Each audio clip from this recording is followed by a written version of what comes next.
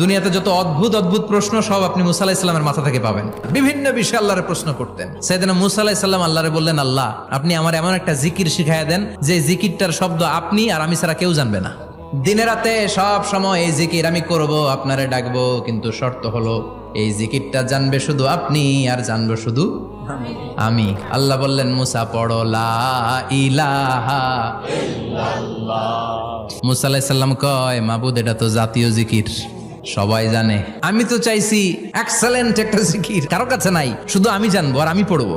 আল্লাহ বললেন, মুসা এই লা ইলাহাকে যদি এক পাল্লায় রেখে দাও, তাম বিশ্ব, 7 আকাশ 7 জমিনটারে তুলে যদি তুমি আরেক পাল্লায় রেখে দাও, লা রাজাহাত কাফাতু লা ইলাহা ইল্লাল্লাহ, মুহূর্তের মধ্যে লা ইলাহার পাল্লা ভারী হয়ে যাবে।